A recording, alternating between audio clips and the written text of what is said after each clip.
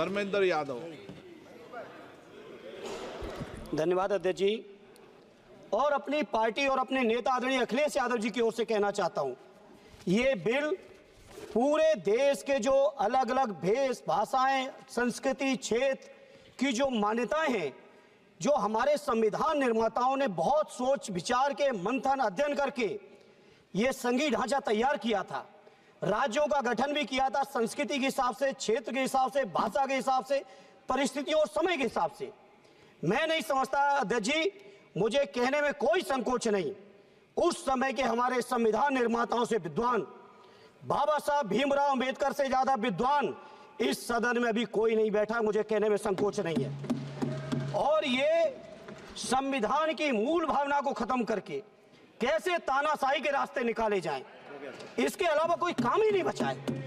आखिर ये मनीष तिवारी जी ने कहा, कहीं एक विधानसभा के चुनाव अगर कोई अविश्वास आता है, अगर बहुमत नहीं मिलता है, तो क्या पूरे देश का चुनाव कराओगे? पूरे देश का चुनाव कराओगे? और ये लोग एक देश, एक संविधान, एक चुनाव की बात करते हैं।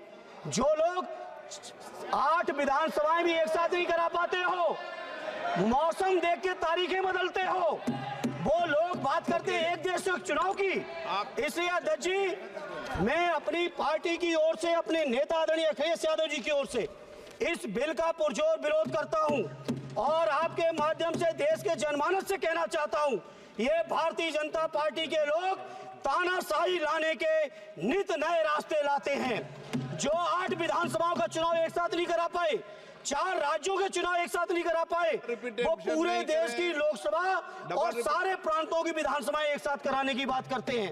मैं पूछना चाहता हूं सरकार से, अगर एक प्रांत के अंदर सरकार गिरती है तो क्या पूरे देश की लोकसभा के चुनाव कराओगे?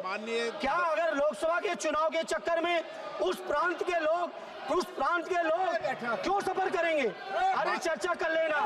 अरे कुछ नहीं बचा है, कुछ नहीं बचा है आपके पास। अध्यक्ष जी, सदन को थोड़ा सा सिस्टम में लाएं।